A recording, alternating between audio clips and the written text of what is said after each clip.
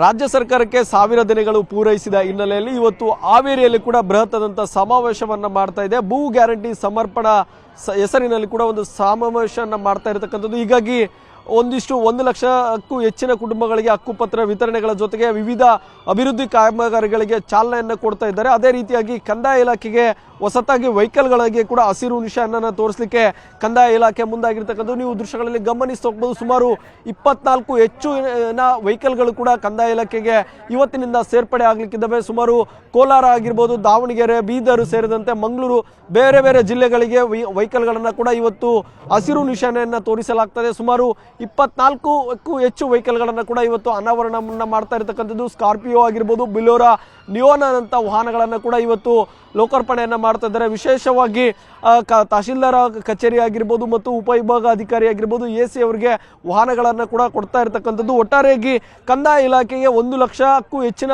ಕುಟುಂಬಗಳಿಗೆ ಹಕ್ಕುಪತ್ರಗಳ ವಿತರಣೆಗಳ ಜೊತೆಗೆ ಈ ಒಂದು ವಿನೂತನವಾದಂಥ ಕಾರ್ಯಕ್ರಮವನ್ನು ಕೂಡ ಮಾಡ್ತಾ ಇರತಕ್ಕಂಥದ್ದು. ಈಗಾಗಲೇ ಎಲ್ಲ ವೆಹಿಕಲ್ಗಳನ್ನು ಕೂಡ ಒಂದೆಡೆ ಪಾರ್ಕಿಂಗ್ ಅನ್ನು ಮಾಡಿರ್ತಕ್ಕಂಥದ್ದು. ಇನ್ನೇನು ಕೆಲವೇ ಕ್ಷಣಗಳಲ್ಲಿ ಕೂಡ ಸಮಾವೇಶ ಆರಂಭವಾಗಲಿಕ್ಕಿದೆ. ಅದಕ್ಕಿಂತ ಮುಂಚಿತವಾಗಿ ಮುಖ್ಯಮಂತ್ರಿ ಸಿದ್ದರಾಮಯ್ಯನವರಾಗಿರ್ಬೋದು ಮತ್ತು ಕಂದಾಯ ಸಚಿವರಾಗಿರ್ತಕ್ಕಂಥ ಕೃಷ್ಣ ಬೈರೇಗೌಡವರು ಕೂಡ ಈ ಒಂದು ವೆಹಿಕಲ್ಗಳಿಗೆ ಹಸಿರು ನಿಶಾನೆಯನ್ನು ತೋರಿಸುವ ಮೂಲಕವಾಗಿ ಈ ವಾಹನಗಳಿಗೆ ಚಾಲನೆಯನ್ನು ಕೂಡ ಕೊಡಲಿದ್ದಾರೆ. ಕ್ಯಾಮರಾ ಪರ್ಸನ್ ಯೋಗೀಶ್ವರ್ ಜೊತೆ ನಾಗರಾಜ್ ಮಾಕಾಪುರ್, ನ್ಯೂಸ್ 18 ಕನ್ನಡ, ಹಾವೇರಿ.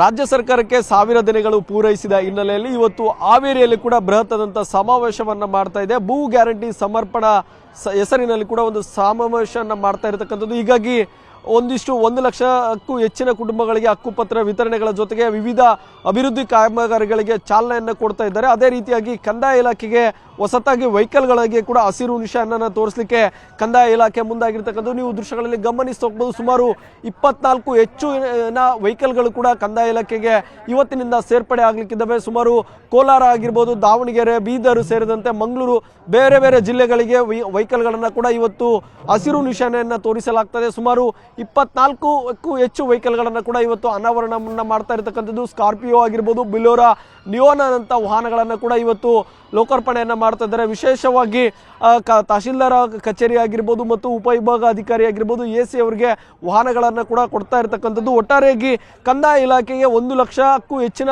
ಕುಟುಂಬಗಳಿಗೆ ಹಕ್ಕುಪತ್ರಗಳ ವಿತರಣೆಗಳ ಜೊತೆಗೆ ಈ ಒಂದು ವಿನೂತನವಾದಂಥ ಕಾರ್ಯಕ್ರಮವನ್ನು ಕೂಡ ಮಾಡ್ತಾ ಇರತಕ್ಕಂಥದ್ದು. ಈಗಾಗಲೇ ಎಲ್ಲ ವೆಹಿಕಲ್ಗಳನ್ನು ಕೂಡ ಒಂದೆಡೆ ಪಾರ್ಕಿಂಗ್ ಅನ್ನು ಮಾಡಿರ್ತಕ್ಕಂಥದ್ದು. ಇನ್ನೇನು ಕೆಲವೇ ಕ್ಷಣಗಳಲ್ಲಿ ಕೂಡ ಸಮಾವೇಶ ಆರಂಭವಾಗಲಿಕ್ಕಿದೆ. ಅದಕ್ಕಿಂತ ಮುಂಚಿತವಾಗಿ ಮುಖ್ಯಮಂತ್ರಿ ಸಿದ್ದರಾಮಯ್ಯನವರಾಗಿರ್ಬೋದು ಮತ್ತು ಕಂದಾಯ ಸಚಿವರಾಗಿರ್ತಕ್ಕಂಥ ಕೃಷ್ಣ ಬೈರೇಗೌಡವರು ಕೂಡ ಈ ಒಂದು ವೆಹಿಕಲ್ಗಳಿಗೆ ಹಸಿರು ನಿಶಾನೆಯನ್ನು ತೋರಿಸುವ ಮೂಲಕವಾಗಿ ಈ ವಾಹನಗಳಿಗೆ ಚಾಲನೆಯನ್ನು ಕೂಡ ಕೊಡಲಿದ್ದಾರೆ. ಕ್ಯಾಮರಾ ಪರ್ಸನ್ ಯೋಗೀಶ್ವರ್ ಜೊತೆ ನಾಗರಾಜ್ ಮಾಕಾಪುರ್, ನ್ಯೂಸ್ 18 ಕನ್ನಡ, ಹಾವೇರಿ.